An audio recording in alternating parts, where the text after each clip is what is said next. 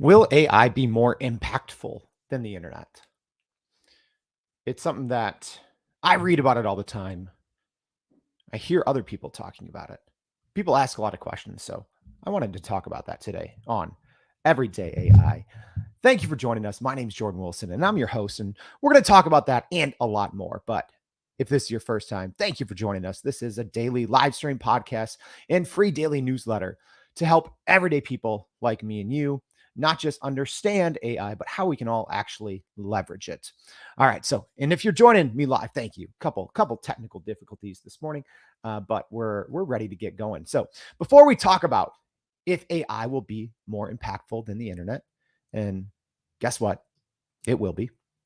But before we get there, I first wanted to talk about what's going on in the world of AI news. All right. So, OpenAI is eyeing a $1.3 billion year in annual revenue. So, recent reports are showing that OpenAI's CEO, Sam Altman, has reportedly said that monthly revenue right now is more than $100 million, and the company is targeting $1.3 billion in annual revenue this year. So this comes after some recent reports valued OpenAI at more than $90 billion. So very, very large valuation for a company that is kind of still new, at least when it comes to commercial products. All right, next piece of news. Some former employees of Neuralink are speaking now about the risks. So, in a new article in Vox, some former employees of Neuralink, and Neuralink is Elon Musk companies, which is developing a brain chip to implement to help people with paralysis. That's at least what they're saying, kind of the major use case for, but to actually implant a brain chip to help people with paralysis. So the technology could obviously improve the quality of life for millions of people, but it also carries a lot of risks. So Neuralink recently got FDA approval to run clinical trials in humans, and now, former companies at the former employees at Neuralink are sounding the alarm because as tech is getting closer to trials, former employers are now saying that the tech can be dangerous and it is unnecessarily invasive. All right. Our third story of the day is that AI is going to cause a financial crash, and it's unavoidable. So that is recent messaging from the head of the SEC, which is the U.S. Securities and Exchange Commission. So the head of the SEC, Gary Gensler, said in a recent interview that it is nearly unavoidable that AI will cause a major financial crash, either later in the 2020s or early in the 2030s. So within a decade, we are now hearing the head of the SEC say it is essentially unavoidable that AI will cause a financial crash. So, some big news here this morning, and thank you everyone for joining us. I know we probably have some weird tech glitches, so if you're joining us live, that's okay. Still, what are your thoughts? And let's get back to the topic at hand. Will AI be more impactful than the internet? I'd love to hear what you all think, and I'll try to share some of your comments. But I thought we'd get this week started off with some hot takes. And let me just go ahead and answer. And you can probably guess my answer, but I want to provide some reasoning. But yes, artificial intelligence will be much more impactful than the internet at large. All right, so let's first let's talk stats first, right? Before I give you some hot takes and maybe look into the future a little bit. I always like bringing stats. Okay, so I want to look at two different kind of large scale studies. All right, both done by large consulting companies and financial institutions. All right, so the first one looked at the history of kind of the internet and what it meant to the GDP, right? So for the amount of money we produce as a company. So this was a report from McKinsey, and it essentially showed that the internet now contributes, the internet now constitutes about 3.4% of the global GDP, right? But that's after 30 years. So after 30 years, roughly, we're coming up on about 30 years of the internet being available to the general public. So it took about 30 years for the internet to constitute about 3.4% of the global GDP. All right. So now let's look at another study, and this one from Goldman Sachs.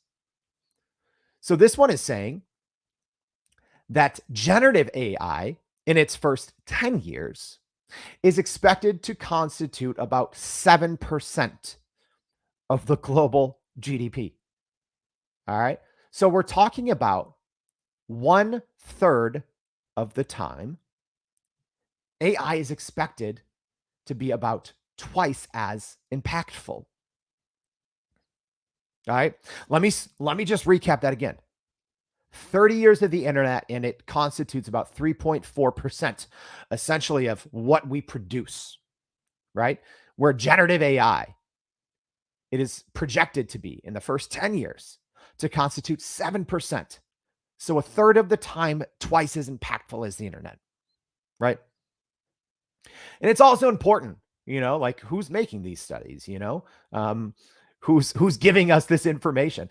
I think management consultants in general initially wrote off AI because maybe they saw it as a threat to their business model. Everyone said, oh, generative AI means you're going to have a McKinsey in your pocket.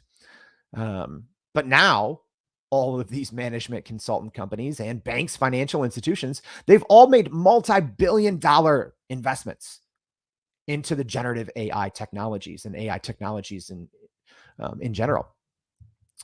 Because I think they all misunderstood it about what generative AI is and how impactful it can be.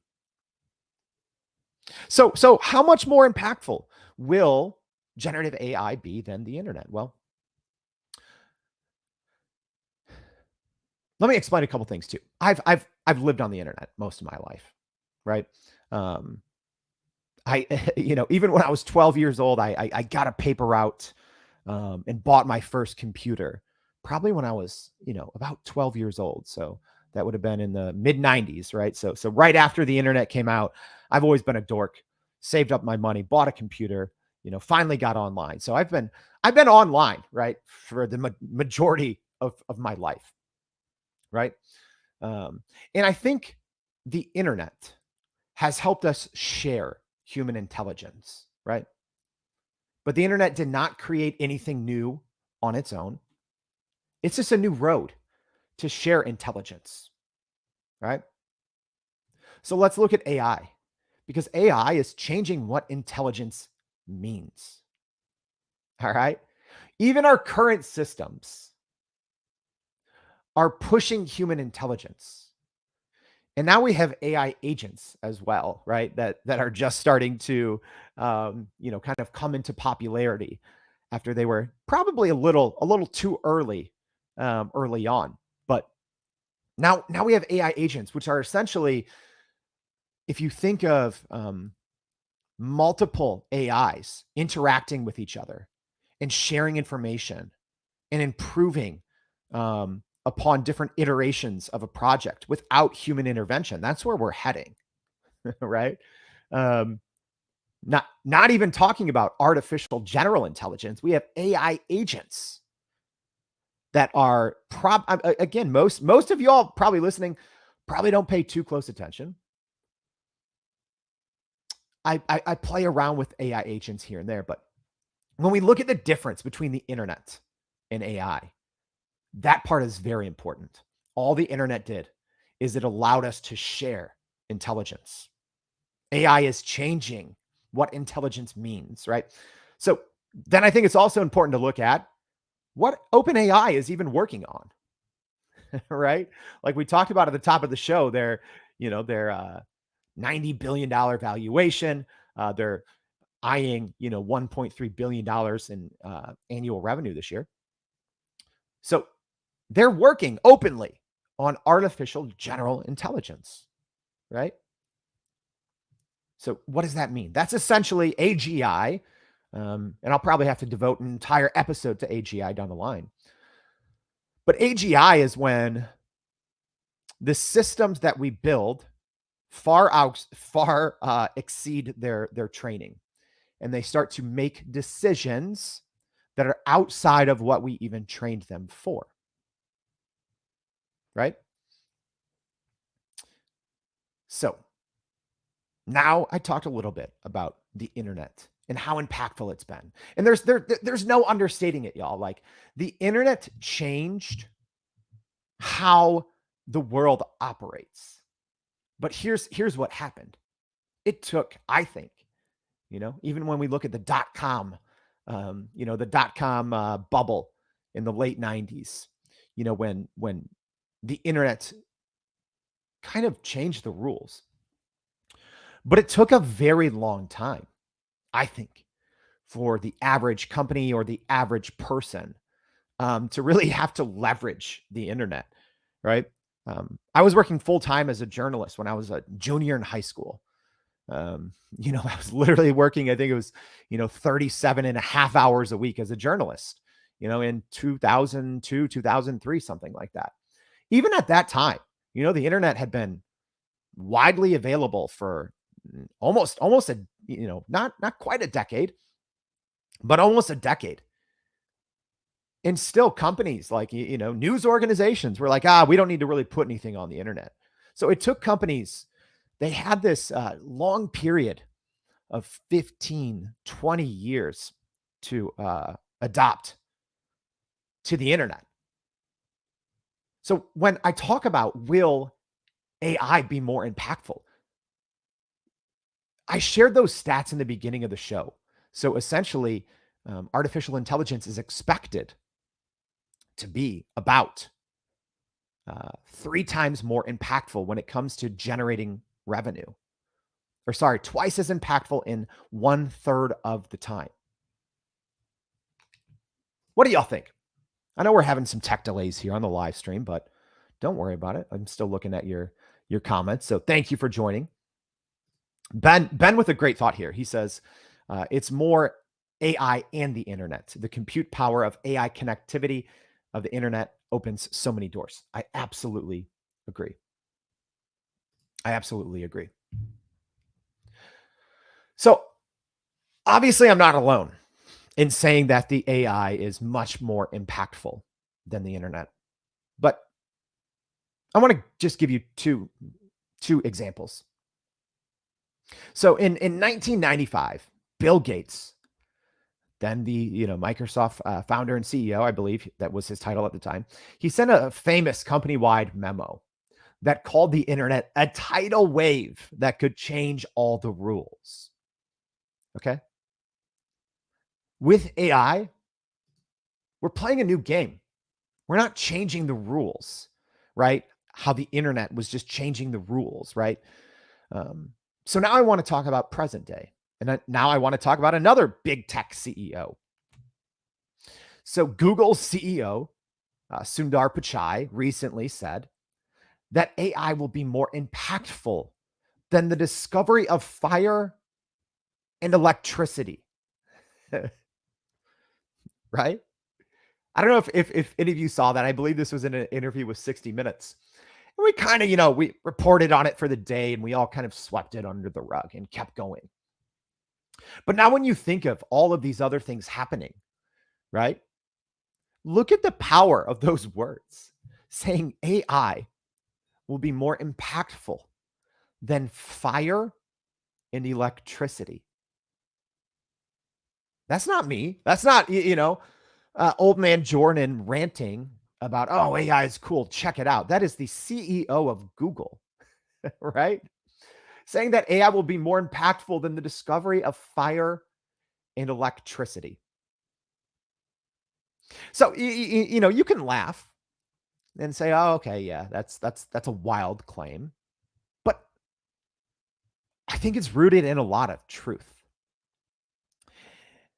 And speaking of truth, I think even the reason why I thought it was important to have this show, to draw these parallels between artificial intelligence and the internet, is I believe that the average person is comparing the two.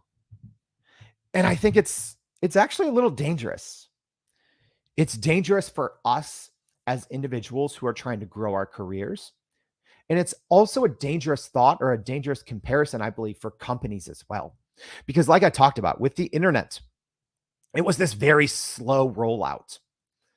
Because I think the more that we used the internet in the early days, the more we understood it, right? So then we became comfortable with it and we slowly integrated it into our daily lives, into how our company, into how our companies run. I don't think AI is like that, right? I'm someone that uses different AI systems every single day. I've talked to probably more than 100 now on the Everyday AI show. I've probably talked to now more than 100 different guests, from leaders at the world's largest companies to everyday entrepreneurs, business owners. And I still don't feel even some of the smartest people that I've talked to still fully understand generative AI, because there's a big difference. The more you use the internet, the more you understand it.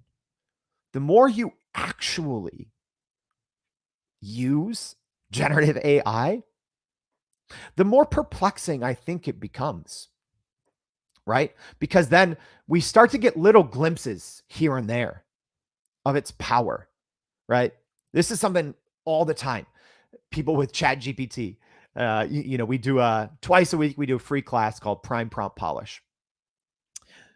And I had one this past Thursday. I was kind of, it's a live course. We teach people, it's free. We teach people the correct ways to use a large language model. And we just go into a little background of what large language models even are. And so many people, I remember on Thursday, were like, my mind is blown, because I was showing them how a large language model actually works, right? And a lot of times we just go and we use these AI systems, and we just get a little confused. And as someone that's spent now, I should have an hour tracker somewhere. As someone that's spent more than 1,000 hours inside just Chat GPT, even still, the more time I spend, the more perplexed I often am. Because the reality is, Chat GPT will probably, in a year from now, will be maybe much less disruptive than I think it is or could be right now. I always go on my rants that I think Chat GPT with plugins is probably the most disruptive force that a business, probably the biggest weapon that a business could be using right now, but isn't. And I think that in a year or two, I don't even know if ChatGPT is going to be in the conversation. I mean, I think it will be, but I think Microsoft Copilot is going to be extremely disruptive, right? So when we talk about will AI be more impactful than the internet? Absolutely, it will. And I think I will have dropped the ball if I didn't mention why people on the other side, right? I'm obviously an advocate for generative AI. I talk about it every day. I try to teach people. We try to put out great value. We try to put out, a ton of information that you can use to grow your company, to grow your career. There's people who write it off, which is fine. But I want to talk about some of the reasons why people write it off. Number one, it's because they don't understand it. They don't understand it. Again, we had a decade plus to understand the internet, and it was very easy to understand. When you use the internet, it was easy to understand. When we use generative AI, it's not quite as easy. You're saying, how am I able to create all of these things so quickly? Is it ethical? What's going to happen to my job? When all of our, when companies from the top down start to understand and leverage generative AI.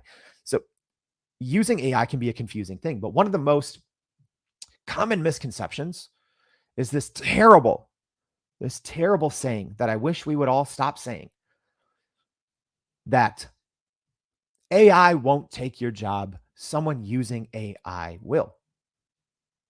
It's a terrible saying. I'm sorry. Whoever was the first to say that, and now, 1,000 people every day just copy and paste something similar on Twitter so they can build up an audience and sell you something. That is, I think, that is one of the most it's just a phrase we have to stop saying, because it is patently false. All right. Number one, AI is gonna take jobs, period. Someone using AI will also take jobs, but more than one. That's the thing I keep talking. It's not a one-on-one trade-off. It's not, the one person using generative AI will take the job of the one person who is not using generative AI. That's an argument that we should have been using 20 years ago when it comes to the internet, because that's factual. And I agree, right? 20 years ago, hey, the internet won't take your job. Someone using the internet will. Absolutely. That's absolutely true. Because again, the internet just helped us share human intelligence.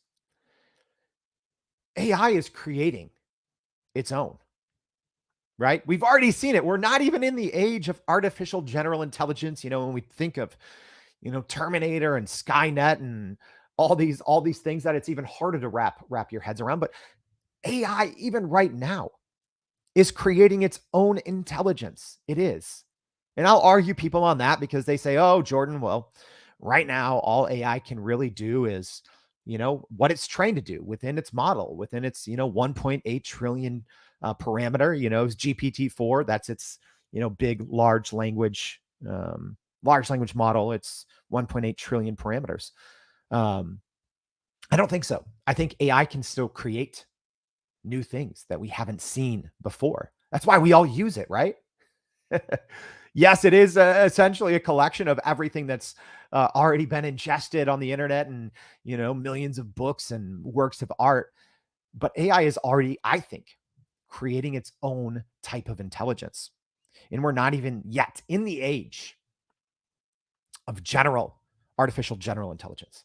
So I want to get to a couple comments here. And again, if you're listening on the podcast, thank you. We always leave something in the show notes for you to reach out. I'd love to hear, what you want us to tackle next on the show. And I'd love to hear from you too, if you think AI will be more impactful than the internet. And to everyone joining live, thank you. I'm going to get to a couple of your comments here. I know we have some technical issues. So Harold saying AI would not have the capacity to be as impactful without the internet and the infrastructure that was created by the internet. Good headline, but they are symbiotic. Absolutely. Oh, absolutely. Yeah. Without the internet, yeah, we would have no generative AI, because generative AI is essentially, like I said, it's a collection of everything good and bad that has ever existed on the internet, and a lot more.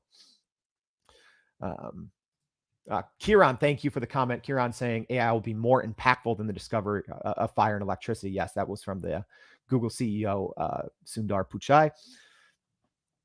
Let's see what else. What do y'all think as we wrap up today's show?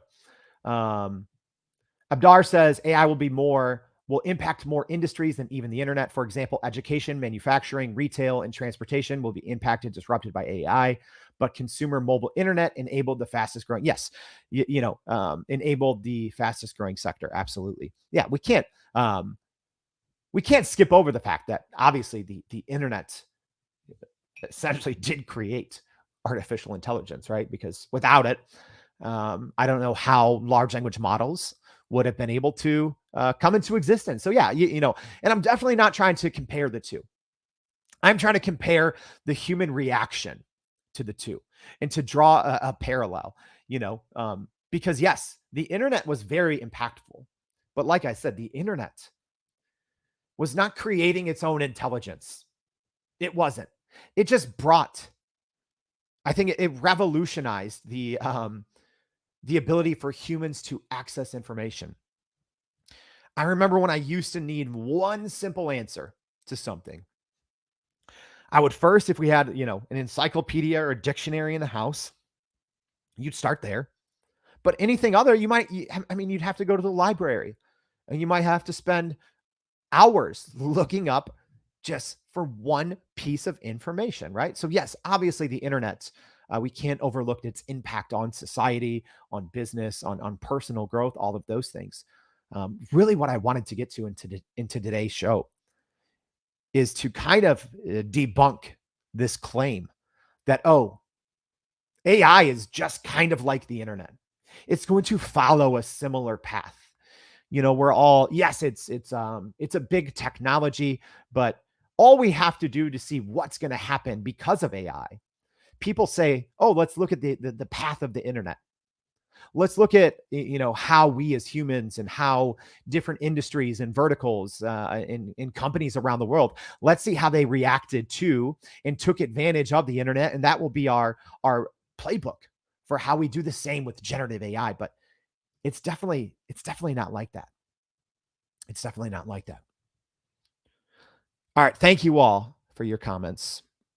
Thank you. And please continue to keep the conversation going in the comments on LinkedIn. And again, if you are joining us on the podcast, we always leave links. Come in and join the conversation. But I'll leave it with this. I'll leave it with a high level recap. Will AI be more impactful than the internet? Absolutely. We can't even begin. I don't think we can't even begin to fathom. And I think that drawing any comparisons or any parallels to how the internet impacted different sectors or industries. If we say, oh, look at what the AI did to Blockbuster.